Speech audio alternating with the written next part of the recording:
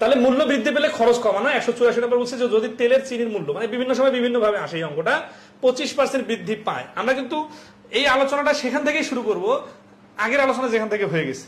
আগের আলোচনাগুলো কিন্তু রিপিট করে নিয়ে আসবো না, কারণ যদি আগের আলোচনার দরকার হয় তাহলে অবশ্যই আগের ক্লাস করবেন।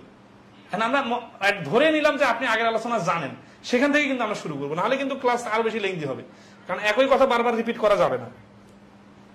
তাহলে চেনের ব্যবহার শতকরা কত কমালে চিনি বাবদ ব্যয় বৃদ্ধি পাবে না, ঠিক আছে? আচ্ছা, তাহলে এই অঙ্কটাতে আমরা যদি রিটার্ন আকারে করি তাহলে কি করব, যে 25 টাকা বৃদ্ধি পেয়েছে তাই না, তাহলে ধরি পূর্ব মূল্য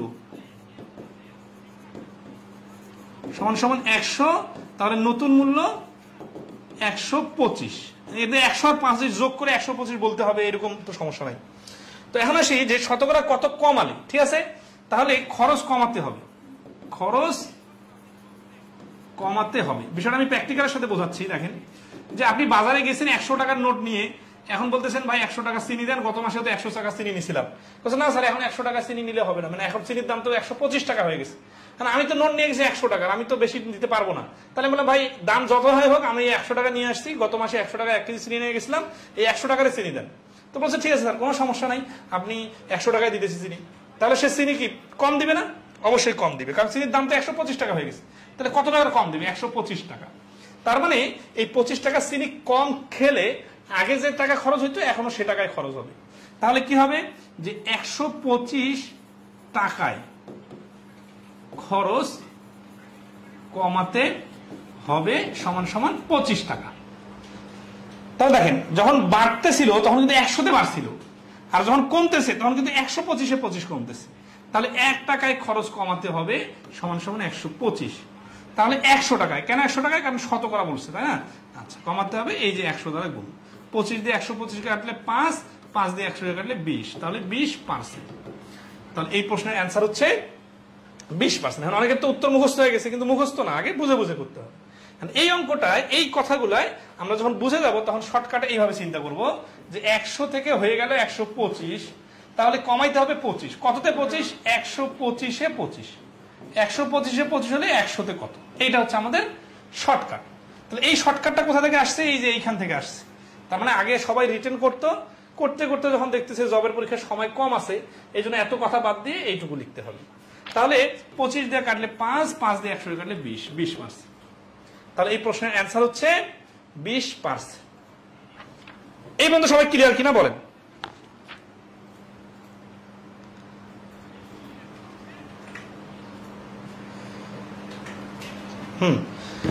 তাহলে এখানে আমরা মোটামুটি থিমটা ধরে ফেললাম। এখন আসি আমরা এই থিমটাকে আরো বেশি এক্সট্রাক্ট করা যায় কিভাবে, মানে একেবারে সামারাইজ করে করে। সেটা হচ্ছে যে 25% মানে কি, আমরা যে শুরু থেকে শিখে আসতেছি 25% মানে 4 ভাগের 1 ভাগ। তাহলে এই অঙ্কটা দেখেন তো, 4 টাকায় 1 টাকা খরচ বেড়ে হয়ে গেছে 5 টাকা। তাহলে 5 টাকায় কমাইতে হবে 1 টাকা, 5 টাকা 1 টাকা মানে 20%।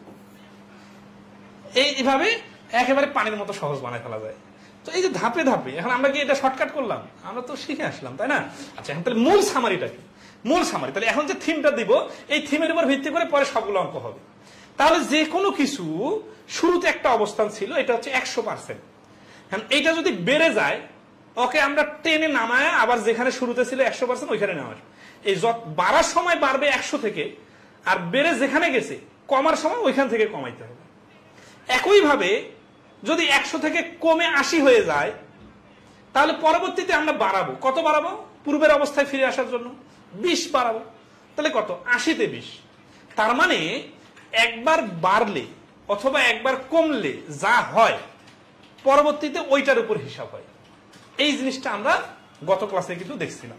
আচ্ছা, এখন এখানে কি ধরনের মিস্টেক হতে পারে সেটা দেখা যায়। দেখেন একটা অঙ্কতে কিন্তু এখন আছে, আপনারা বলেন যে শর্টকাট বা বোঝাই না বা নিয়মের, আপনি কি আমাকে বলবেন, পরামর্শ দিবেন যে এটা করলে ভালো? আপনার তো এটা তো হাজার হাজার বার পড়াচ্ছি তাই না।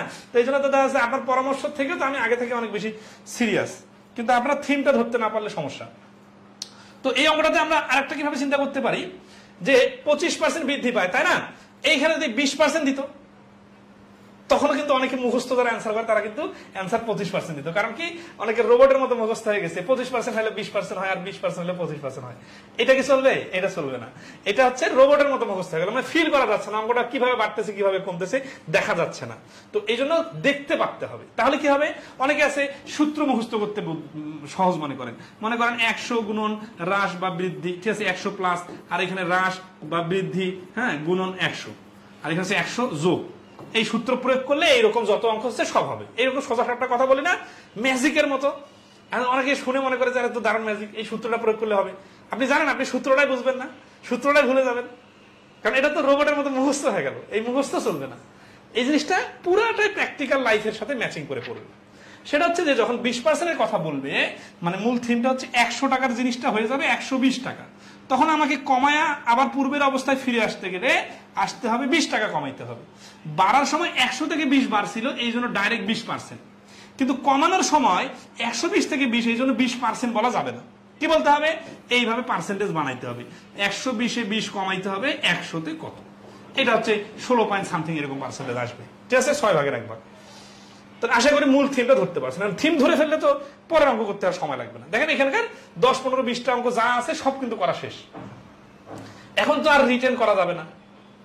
এই যে 188টা করে দেয়, মানে 184 পরে আগে 88টা করে দেয়, ঠিক আছে। আচ্ছা, মানে এই শতকরা মানে ব্যাংনাদ এমসিকিউ করছে, এই পার্টে চলতেছে, তো এই একেবারে হুবহু অঙ্কটা করা দিয়েছিলাম, ওই বাঁকড়াবাদের অঙ্কটা, ওটা একটা কোয়ালিটি অঙ্ক। চা পাতার দাম 20% কমে গেলে পূর্বের খরচ ঠিক রাখার জন্য চা পাতার ব্যবহার শতকরা কত বাড়াতে হবে। কোনো কিছু দাম কমে গেলে আমরা বেশি খাই না, তো বিষয়টা এরকম। তাহলে কি হচ্ছে, 100 টাকার জিনিসটাতে 20 টাকা কমে হয়ে যাচ্ছে 80 টাকা। তাহলে যদি আমি আগের অবস্থায় ফিরে আসতে চাই, তাহলে আমাকে বাড়াইতে হবে কত, 20 টাকা। তাহলে 80 টাকাতে যদি 20 টাকা হয়, 100 টাকাতে কত টাকা? এই যে এখানে 4 ভাগের 1 ভাগ, 4 ভাগের 1 ভাগ মানেই হচ্ছে 25%। তার মানে যদি দাম 20% কমে যায়, তাহলে 25% বাড়াইতে হবে। তাহলে আমাদের আগের থিমের সাথে তো মিল আছে, তাই না, যে কমে গেলে বাড়াতে হবে, বেড়ে গেলে কমাতে হবে, ঠিক আছে। এখন আসি যে কমার সময় 100 থেকে কমতেছে, এই জন্য 100 থেকে যা কমবে তাটা পার্সেন্টেজ, কিন্তু বাড়ার সময় 80 থেকে বাড়তেছে, এই জন্য 80-তে 20 মানে 20% বলা যাবে না, বলতে হবে 80-তে 20, তাহলে 100-তে 25। আচ্ছা, এখন আসি এটার ভেরিয়েশন দেখবো, ঠিক আছে। এই ভেরিয়েশনটা দেখেন 185 নম্বর অঙ্কে আছে, যদি ডালের মূল্য 12.5% বৃদ্ধি পায়, তবে ডালের ব্যবহার শতকরা কত কমালে ডাল বাবদ কোনো খরচ বৃদ্ধি পাবে না। এই অঙ্কটা দেখেন তো, 187 করে দেন, সবগুলা করে দিব তো, সমস্যা নেই তো। মানে ওটা হচ্ছে কি সোজা ছিল, তো এখানে ডিজিটটা একটু জটিল, এই জন্য একটু ওটাতে গেলাম। আচ্ছা, তাহলে 185-তে 12.5% বৃদ্ধি পায়, তাই না। তাহলে এখানে অঙ্কটা যখন কেউ করবেন, তখন কি করবেন, এইভাবে 100 প্লাস 12.5% বৃদ্ধি পাইছে, মানে 112.5 টাকা হয়ে গেছে, ঠিক আছে। তাহলে কমাতে হবে কত, কমাতে হবে 112 থেকে 100 বাদ দিলে 12.5, ঠিক আছে। তাহলে পার্সেন্টেজে কত হবে, 112.5-এ কমাইতে হবে 12.5, আর 100-তে কত। এইভাবে মোটামুটি 90% স্টুডেন্ট কিন্তু করবেন। দশমিক দশমিক উঠাই দিলাম, ঠিক আছে। 25 দিয়ে যদি কাটি, 5 25 এত, এখানে 25 দিয়ে কাটলে 4 25 100 থাকতেছে কত, 12, আর 5 125, 5 25 এত, ঠিক আছে। তাহলে 5 5 লং 45, 9 দিয়ে 100-কে কাটাকাটি করলে 9 11 99, 11 সমস্ত 9-এর 1%, তাহলে ঘ অ্যান্সার। আচ্ছা, এই অঙ্কটাই আমি যেভাবে করলাম, এইভাবে 90% স্টুডেন্ট করবেন কিনা বলেন তো, এটাই তো সিস্টেম, হ্যাঁ। আচ্ছা, অ্যাটলিস্ট হচ্ছে যে এইভাবে ডাইরেক্ট করবেন, ঠিক আছে না, যে এই লেখাটা এগুলো বাদ দিয়ে হলেও এইভাবে করবেন, যে 112.5-এর উপরে 12.5 কমাইতে হবে, আর 100-তে কত। এই অঙ্কটা কিভাবে শর্টকাটে করা যায়, এটার জন্য 12.5% দেখে কার চেনা চেনা লাগতেছে আর কার কোনো মাথায় আসতেছে না, এটা বলেন। আমরা কি শতকরা শুরুর ক্লাসে দেখাই নাই 25%-এর অর্ধেক 12.5%, 25% মানে হচ্ছে এই যে এখন শর্টকাট শেখাবো। এখন হচ্ছে যে অনেকে বলবে কি যে শর্টকাট শেখাচ্ছে, কিন্তু বিষয় হচ্ছে আমরা তাকে মূল থিমটা ধরাই দিছি, আগের অঙ্কের সাথে রিলেট করে দিছি।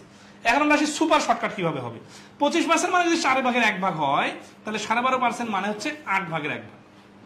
8 ভাগের 1 ভাগ মানে কি, এইখানে হচ্ছে 12.5% বৃদ্ধি পায়, মানে 8 টাকার জিনিসটার দাম হয়ে গেছে 1 টাকা বেড়ে 9 টাকা। তাহলে কমানোর সময় 9 টাকায় কমাইতে হবে 1 টাকা, তাহলে 9 টাকায় 1 টাকা মানে 100 টাকায় কত টাকা, এই 9 দিয়ে 100-কে ভাগ করলে হলো। এই যে 1/9 দেখতেছেন না, এটাই কিন্তু এই 12.5 আর 112.5 কাটাকাটি করে কিন্তু 1/9 আসছে, বাট এটা অনেক পরে আসছে, আর এটা আপনি দেখে সাথে সাথে বলতে পারবেন। তাহলে এই অঙ্কটা সব থেকে দ্রুত করার সিস্টেম হচ্ছে 12.5% মানে 8 ভাগের 1 ভাগ।